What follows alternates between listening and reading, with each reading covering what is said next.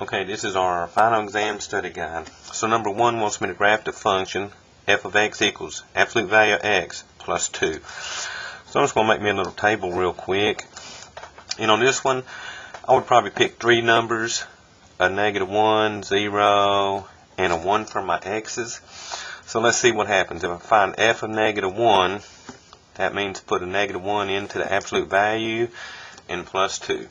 Absolute value of -1 is 1 plus my 2, and 1 plus 2 gives me 3. So when x is -1, I get 3. Now let's do f is 0. That'll be absolute value 0 plus 2. Well, absolute value 0 is 0, so that gives me 0 plus 2, which equals 2. So my second point will be 0, 2. And then finally, let me put a 1 in. So f of 1 will equal absolute value 1 plus 2. Well, absolute value 1 is 1, and 1 plus 2 equals 3. So when x is 1, I get 3. So let's see what we got. -1, 3. So go left -1 and up 3. Just going to put my first dot there.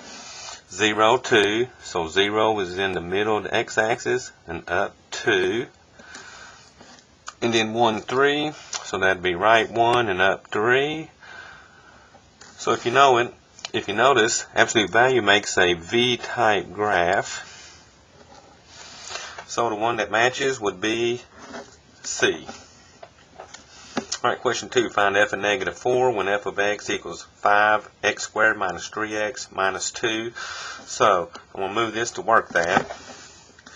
So let's see. F of -4, that's going to equal 5 times -4 squared. So I replace that x with a -4 minus 3 times my -4 minus 2. Alright, so working this order of operations, exponent goes first. So bring down to 5. -4 squared, -4 times -4 is positive 16. Minus my 3 times the -4 minus 2. Alright, next I'm going to do all my multiplying. 5 times 16 is 80. Minus 3 times -4. Well, that's going to make a negative times a negative, make that a positive 12. And then at the end is my minus 2. Alright, so 80 plus 12 is 92. 92 minus 2 is 90. So, looks like I get choice D, 90.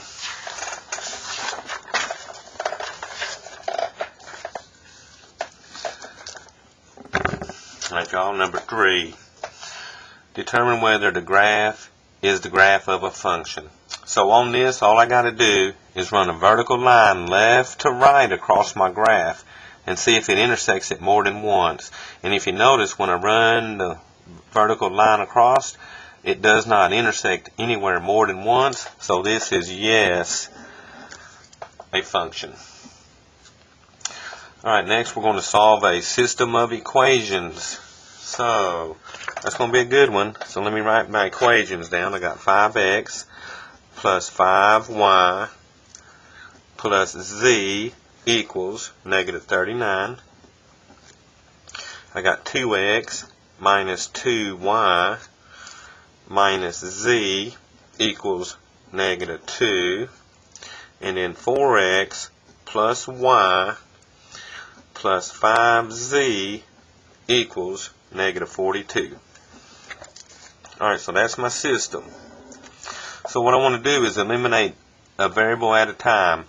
So I'm going to use the first two, I'm going to add them together to get rid of their z's. So 5x plus 5y plus z equals -39. 2x minus 2y minus z equals -2. So I'm going to add these together. 5x and 2x give me 7x.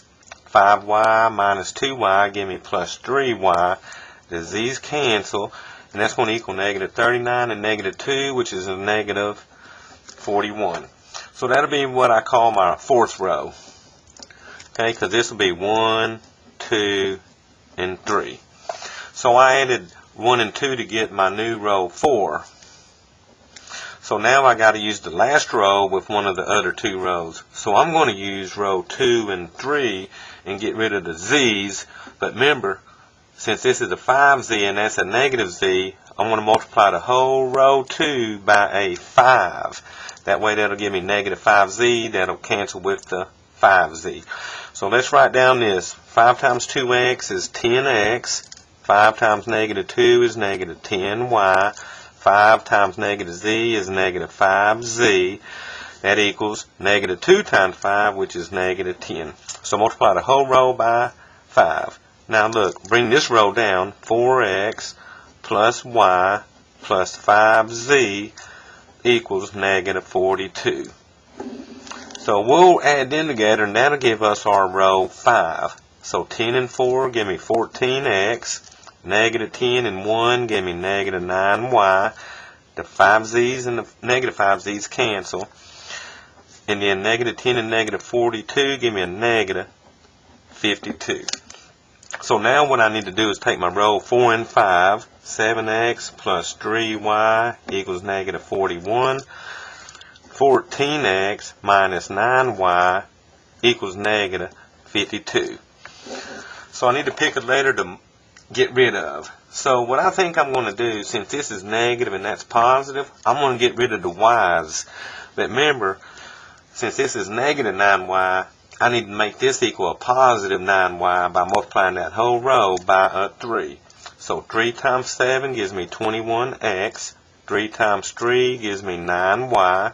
That's going to equal 3 times negative 41, which is a negative 123. Now bring down this row. 14x minus 9y equals negative 52. Alright, let's see what we get. 21 and 14 is 35 x's.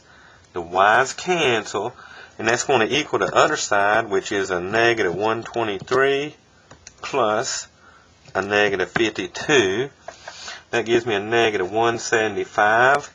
Now, since I got one variable, I can now solve for the x by dividing both sides by 35. And x equals, so negative 175 divided by 35 is going to equal negative 5.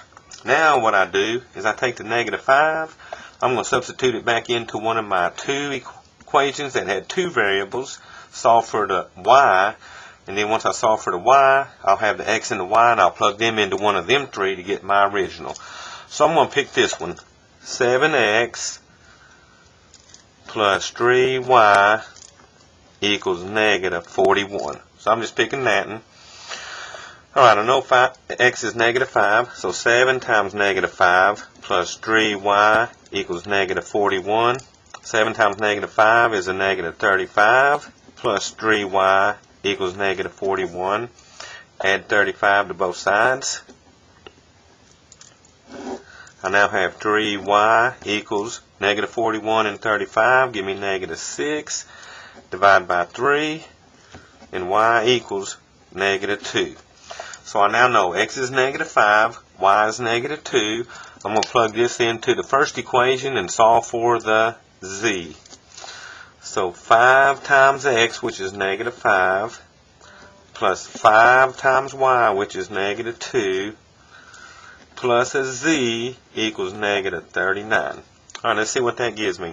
That's going to give me negative 25. 5 and negative 2 give me negative 10, plus z equals negative 39. Add like terms, that gives me negative 35, plus z equals negative 39. Add 35. And y'all look at that. Z equals negative 39 and 35 give me negative 4. So my final answer was x is negative 5, y was negative 2, z was negative 4.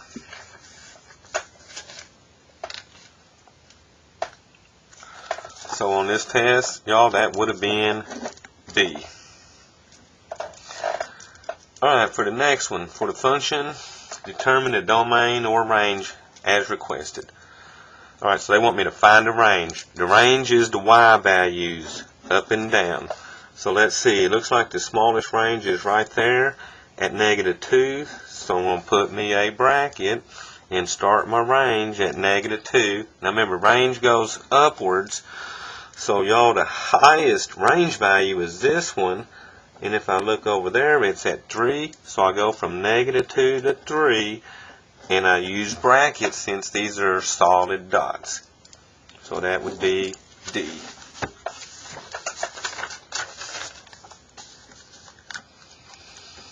Alright, 6. They want me to graph the linear inequality. X minus y is greater than -4.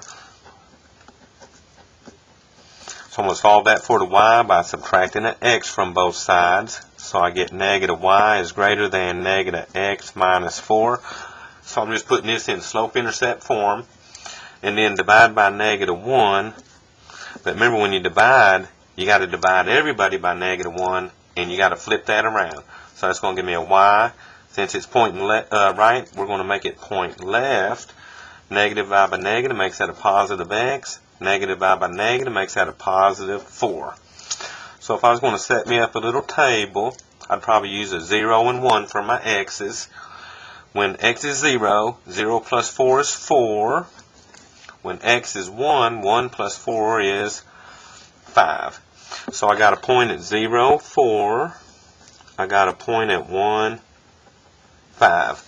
Now, since there's no equals under that, that's going to be a dotted line. And since it's less than, we're going to shade below. So y'all, that looks like that would be D. Alright, the ladder is resting against the wall. The top of the ladder touches the wall at a height of 12 feet. So let's make a picture. Here's my wall, and here's my ladder.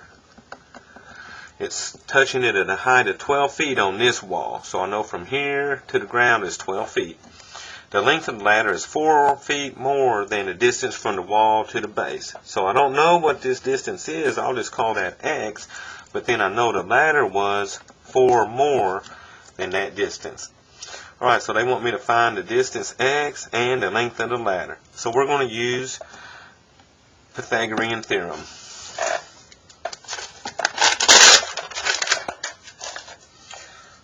Okay, so the Pythagorean theorem, I'm going to make this be A, B, and C. C always has to be the hypotenuse. So let's set that formula up. So this was number 7. So the Pythagorean theorem is A squared plus B squared equals C squared. We know A, which is our X, so that's X squared. We know B, which was 12, so we're going to square that. And then our C is going to be the X plus 4 squared, because that's that whole side. Alright, so let's bring this down. Can't do nothing over here except for that. We know 12 squared is 144. Alright, X plus 4 times X plus 4 is going to give me X squared plus 4X plus 4X plus 16. Shortening that down, that gives me X squared plus 8X plus 16. So I'm going to put that over here. Alright, so I'm going to solve this. So let's get the x squareds on one side. But y'all look, when I move the x squareds, they cancel out on each side. So I just get a 144 equals 8x plus 16. Alright, let's solve that. Subtract 16 from both sides. So on the right side, I'll get my 8x. Let's see, 144 minus 16 is going to give me 128. And then solving for x, divide by 8. 128 divided by 8 is going to give me 16 equal to my x. So that means since x is 16, the distance from the wall to the foot of the ladder is 16. So that's going to be 16. And then to get to ladder's length, I take 16 plus 4, which is 20. So the distance was 16, the ladder was 20. So let's see what we got. 16 and 20 looks good, so I'm going to pick A. Alright, number 8 wants to know the domain of this function. So what I do to find the domain is take that x squared plus 5x, set it equal to 0. Okay, now I'm going to solve it by factoring, but you could use the quad 1, 5, and 0 to get your two answers. I'm going to solve by factoring because they got a greatest common factor of an x, so I'm going to factor that out. X squared divided by x leaves an x, plus 5x divided by x leaves a 5. Set them equal to 0. So now take this factor x, set it equal to 0. That's done. And then set x plus 5 equal to 0 and solve for the x by subtracting 5. And I get x equals negative 5. So my domain's got to exclude the negative 5 and the 0. So let's see what we got. That one's got the 5. That's got negative 5, but no zeros. This has negative 5 and 0. And then this one somehow they got a 9 because they messed with the top. So the only one that has my domain would be B. Alright, looks like we got time for a little bit more on here. So for the function, construct and simplify the difference quotient. So let's see. I need to know what f of x plus h is going to equal. So I take my f of x, which is 4. In place of the x, I put x plus h and square it, plus 8 times x plus h. So we always put an x plus h in for the x plus h squared. That'll give me 4. X plus h squared, if you FOILed it out, would give you an x squared plus 2hx's plus the h squared. And then bring down the 8 times the x plus h. Alright, then finally distribute the 4. I get 4x squared plus 8hx plus 4h squared. Over here, distribute the 8. I get plus 8x plus 8h. Alright, let's see. No like terms. So now I know what the f of x plus h is. So when I construct this formula, I got the 4x squared plus 8hx plus 4h squared plus 8x plus 8h minus f of x, which is minus the 4x squared minus the 8x all over the bottom, which is a h. So y'all watch this. Negative 4x squared cancels with the 4x squared. Negative 8x cancels with the 8x. So what's left is the 8hx plus 4h squared plus 8h all divided by h. So that h cancels and I get an 8x plus h squared and h. One h cancels, leaving me a 4h. And then on the 8h over h, the h's cancel, leaving me a plus 8. So it looks like we want 8x plus 4h plus 8, which is A. Alright, y'all, we're going to stop this video at that point, and then I'll continue on the next video.